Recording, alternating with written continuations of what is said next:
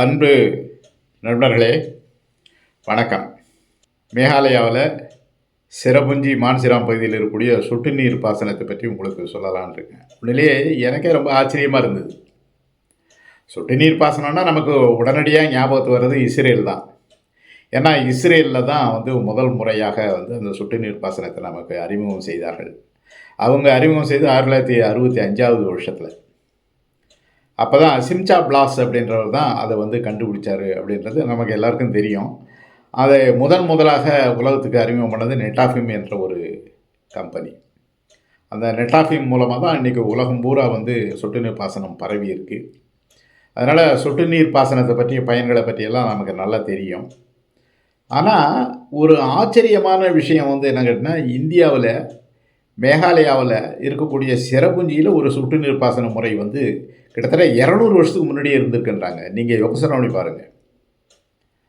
நானும் இவ்வளவோ நாள் நிறைய விஷயங்கள் படிச்சிருக்கேன். ஆனால் இதை என்னால் கண்டுபிடிக்க முடியல. இப்போ சமீபத்தில் தான் எனக்கு தெரிஞ்சது. இதை என்ன சொல்கிறாங்க அப்படின்னு கேட்டால், மூங்கில் சொட்டு நீர் பாசனம் என்று சொல்லுகிறார்கள். இப்போ பொதுவாக இந்தியாவினுடைய வடகிழக்கு மாநிலங்களில் எல்லா இடங்கள்லேயும் இந்த மூங்கில் அதிகம். அந்த மூங்கிலை பயன்படுத்தி அந்த காலத்தில் இந்த சொட்டு நீர் பாசன முறையை அவங்க கை கொண்டிருக்காங்கன்னா உண்மையிலேயே ரொம்ப ஆச்சரியமாக இருக்குது. அதாவது அந்த மேகாலயாவில் சிரபுஞ்சிலையும் சரி மான்சிராம்லையும் இருக்கக்கூடிய மிக முக்கியமான ஒரு விஷயம் என்ன கேட்டினா, அங்கே இருக்கக்கூடிய செங்குத்தான மலைகள். அந்த செங்குத்தான மலைகளில் என்னன்னு கேட்டிங்கன்னா, அவ்வளவு சுலபமாக அந்த தண்ணீரை நீங்கள் வாங்கி பயன்படுத்த முடியாது. காரணம் கேட்டால் 4900 அடி உயரத்துலேருந்து அந்த மழை பெய்யக்கூடிய அதிகமாக மழை பெய்யக்கூடிய மழை நேரடியாக கீழே குதிக்குது. அங்கே அந்த நீர்வீழ்ச்சிகள்லாம் பார்த்திங்கன்னா பரவலாக மலையில் இருக்கக்கூடிய நீர்வீழ்ச்சிகள் உயரமான ஒரு பகுதியிலேருந்து கீழே வரும், அதுக்கு கீழே போகும். அப்படி வடிஞ்சு போகக்கூடிய ஒரு நீர்வீழ்ச்சிகளை தான் பார்க்கணும். எங்கேயாவது ஒரு இடத்துல அந்த நீர்வீழ்ச்சி நீராக கொட்டும். ஆனால் இந்த நீர்வீழ்ச்சிகள் பார்த்திங்கன்னா கிட்டத்தட்ட 1000 அடி உயரத்துலேருந்து அந்த நீர்வீழ்ச்சி குதிக்குதுன்னா நேராக தரையில் தான் குதிக்குது, கீழே அடியில். அது காரணம் அந்த வெர்டிக்கல் ராக்ஸ், அப்படி அதாவது செங்குத்தாக இருக்கக்கூடிய அந்த பாறைகள். அதனால் நேரடியாக அந்த இது கீழே குதிக்குது. அந்த மாதிரி பகுதியில் இவர்கள் என்ன பண்ணியிருக்காங்க, எனக்கு ரொம்ப ஆச்சரியமாக இருக்கிறது. என்னதான் இருந்தாலும் மூங்கிலில் ஓட்டை இருக்குது, நமக்கு தெரியும். மூங்கிலில் அந்த ஓட்டையை எடுத்து அந்த மூங்கில்களை இணைச்சி அவங்க என்ன பண்ணியிருக்காங்கன்னா, கிலோமீட்டர் கணக்கில் இந்த தண்ணீரை கொண்டு சென்றிருக்கிறார்கள். இப்போ கூட செய்கிறாங்க. இந்த தண்ணியை மேலிருந்து கீழே, அதாவது அதனுடைய புவியீர்ப்பு விசையை பயன்படுத்தி அந்த தண்ணீரை முதல்ல ஆரம்பத்தில் ஒரு பெரிய மரமாக இருக்கும், அதுக்கு பிறகு கொஞ்சம் சின்னது, அதுக்கு பிறகு கொஞ்சம் சின்னது, இந்த மாதிரி 4 விதமான அளவுகளில் இந்த மரங்களை அவர்கள் அமைத்து இந்த தண்ணீரை கொண்டு வருகிறார்கள். ஆச்சரியமாக இருக்குது. ஒரு மரத்தையும் இன்னொரு மரத்தையும் இணைக்கிறதுன்னு அவ்வளோ சுலபமாக, தண்ணி கசியாத அதை சேர்க்கணுன்னா எவ்வளோ கஷ்டம்னு யோசனை பண்ணி பாருங்கள். ஆனால் அதையும் அவர்கள் செய்கிறார்கள். அதை செஞ்சு அதுக்கு பிறகு கடைசியாக கொண்டு வரும்போது அந்த ஒரு செடி அல்லது மரத்தினுடைய வேர் பகுதியில் அந்த தண்ணியை கொண்டு வரணும்னா அதுக்கு ஒரு சின்ன மூங்கிலை பயன்படுத்துகிறார்கள். அந்த சிறிய மூங்கிலில் பார்த்தீங்கன்னா அதை வெட்டினீங்கன்னா அதில் சின்ன ஓட்டை இருக்கும். அந்த ஓட்டையிலேருந்து அந்த தண்ணி வர்றதை அவங்க கணக்கு பண்ணியிருக்காங்க. எனக்கு ரொம்ப ஆச்சரியமாக இருக்குது. ஒரு நிமிடத்தில் கிட்டத்தட்ட 20லேருந்து 80 சொட்டுக்கள் அதில் வடியுமா. 20லேருந்து 80 சொட்டுக்கள் வடியும். சரி, அந்த சொட்டுக்களை எப்படி இவங்க சரி பண்ணுறாங்க? சில மரங்களுக்கு அல்லது சில செடிகளுக்கு அதிகமாக தேவைப்படும், சிலதுக்கு கம்மியாக தேவைப்படும். அதுக்கு தகுந்த மாதிரி இவங்க இப்போ இஸ்ரேல்லாம் பார்த்திங்கன்னா அந்த ட்ரிப்பர்ஸ் என்று சொல்லுவார்கள், சொட்டிகள், தமிழில் சொல்கிறத சொட்டிகள். அது மூலமாக தான் அந்த தண்ணி சொட்டாக சொட்டும். அதில் அவங்க சொல்லுவாங்க, 1 மணி நேரத்தில் ஒரு 8 லிட்டர் வரும், 10 லிட்டர் வரும், 20 லிட்டர் வரும் அப்படின்னு சொல்லிட்டு அதுக்கு ப்ரெஷர் இருக்குது, அழுத்தம். அந்த அழுத்தத்தை பொறுத்து அதில் தண்ணி வரும், தண்ணி சொட்டுன்னு சொட்டும். ஆனால் இதில் எப்படி வரும் அப்படின்னு நான் கூட பல முறை யோசனை பண்ணி பார்த்தேன்.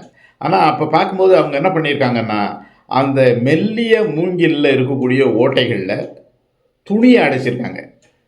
துணி அல்லது நூல்.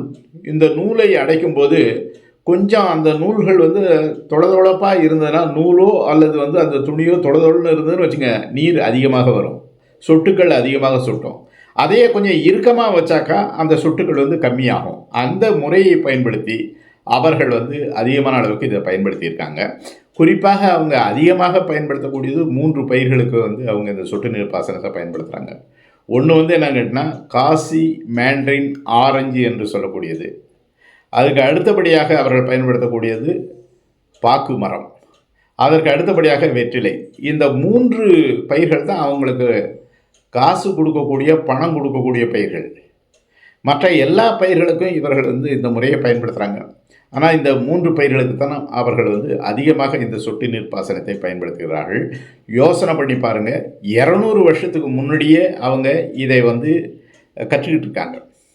இப்போ இதில் இன்னொரு செய்தியும் இதில் சேர்த்து உங்களுக்கு சொல்லணும்னு நினைக்கிறேன். அது வந்து என்னன்னு கேட்டிங்கன்னா, இப்போ இந்த மாதிரி உலகத்தில் அதிகமாக மழை பெறும் இடமாக இருந்தாலும் 2000ஆம் வருஷத்துலேருந்து இங்கே தண்ணி பஞ்சம் இருக்குது.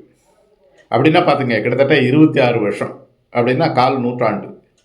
உலகத்தில் அதிகமாக மழை பெய்யக்கூடிய இடமாக இருக்கக்கூடிய சிரபுஞ்சிலையும் மான்சிராம்லேயும் 26 வருஷமாக தண்ணி பஞ்சம். அப்போ என்ன பண்ணியிருக்காங்க அப்படின்னு கேட்டிங்கன்னா, இந்த மேகாலயா அரசு வந்து என்ன பண்ணியிருக்கு, இந்த தண்ணி பஞ்சத்தை சரி பண்ணுறதுக்கு என்ன பண்ணலாம், குடிநீருக்கே வந்து காசு கொடுத்து வாங்குறாங்க தண்ணியை. இதை சரி பண்ணுறதுக்கு என்ன பண்ணலாம் அப்படின்னு சொல்லிட்டு இவங்க வந்து என்ன பண்ணுங்க, இஸ்ரேல் அரசோட பேசியிருக்காங்க. இஸ்ரேலில் அர்காஸ் என்று சொல்லக்கூடிய ஒரு அமைப்பை வந்து இவங்க அனுப்பிச்சிருக்காங்க. நீங்கள் போய் அவங்களுக்கு உதவி செய்யுங்க அப்படின்னு சொல்லிட்டு.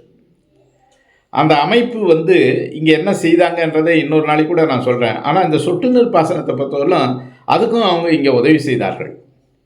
ஒரு பகுதியில் போயிட்டு, குறிப்பாக அந்த மேகாலயனுடைய வடகிழக்கு பகுதியில் வந்து காசி மேண்ட்ரின் ஆரஞ்சு என்றது, அந்த ஆரஞ்சு சாகுபடி அதிகமாக செய்யக்கூடிய ஒரு பகுதி.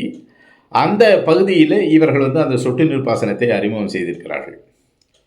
அவங்க அறிமுகம் செய்த உடனே இவங்க பார்த்துருக்காங்க. இதில் இன்னொரு விஷயம் வந்து என்ன கேட்டிங்கன்னா, நான் ஏற்கனவே சொன்ன மாதிரி இந்த சரிவு வந்து பெரும்பாலும் மிகவும் செங்குத்தாக இருக்கக்கூடிய ஒரு சரிவு. அந்த சரிவு பகுதியில் அவங்க அந்த மேண்ட்ரின் ஆரஞ்சு போட்டிருக்காங்க. அதனால் இதில் வந்து எப்படி இந்த ட்ரிப் இரிகேஷன் சொட்டு நீர் பாசனத்தை பயன்படுத்துவது என்று அவர்கள் சொல்லி கொடுத்துருக்காங்க. ஆனால் இவர்களே வந்து என்ன பண்ணுங்க, பக்கத்து மாநிலமான மிசோரத்தில் போய் இதையே சொல்லி தந்திருக்காங்க. அந்த மிசோரத்தில் இருக்கக்கூடிய ஆரஞ்சு மரங்கள் வந்து சரிவு குறைவான இடத்துல இருக்கக்கூடியது. அதனால் அதில் வந்து 100% வெற்றி கொடுத்தது அப்படின்னு சொல்கிறாங்க. ஆனால் இவர்கள் இங்கு சொல்லி கொடுத்தது இது எடுபடவில்லை. ரெண்டாவது இன்னொரு முக்கியமான விஷயம் வந்து என்னென்னா, இந்த மக்கள் வந்து பழங்குடி மக்கள், இயற்கையோடு இயற்கையாக இன்றும் கூட வாழ்ந்து கொண்டு இருக்கக்கூடிய மக்கள். இவர்களால் வந்து அங்கே இருக்கக்கூடிய செயற்கையான விஷயங்களை அவ்வளோ சீக்கிரமாக எடுத்துக்க முடியல. மூங்கிலுக்கு பதிலாக நீங்கள் வந்து பிவிசி குழாயை பயன்படுத்துங்க, ரப்பர் குழாயை பயன்படுத்துங்க, பிளாஸ்டிக் பொருட்களை பயன்படுத்துங்க அப்படின்ற விஷயங்கள்லாம் இவங்களால் உடனே அதை எடுத்துக்க முடியல. ரெண்டாவது, இவர்கள் காலங்காலமாக இந்த சொட்டு நீர் பாசனத்தில் இவங்க ஊறி போய் இருக்கிறதுனால அதை வந்து அவர்கள் அவ்வளவாக எடுத்துக்கொள்ளவில்லை. வேற ஒரு விஷயத்துக்காக அவங்க இந்த குழுவினுடைய பரிந்துரை எடுத்துகிட்டு இருக்காங்க. அதை பற்றி நான் இன்னொரு காணொலியில் சொல்கிறேன். இதில் குறிப்பாக இந்த சொட்டு நீர் பாசனத்தை பற்றி தான் நான் சொல்லணும்னு நினச்சேன். உண்மையிலே நீங்கள் உங்களுக்கு இந்த மாதிரி வந்து மேகாலயா பகுதியில் சொட்டு நீர் பாசனம் 200 வருஷத்துக்கு முன்னாடியே இருந்ததுன்றது உங்களுக்கு தெரியுமா? தெரிஞ்சிருந்தால் அன்பு கூர்ந்து சொல்லுங்கள். மீண்டும் அடுத்த காணொலியில் சந்திக்கலாம். நன்றி, வணக்கம்.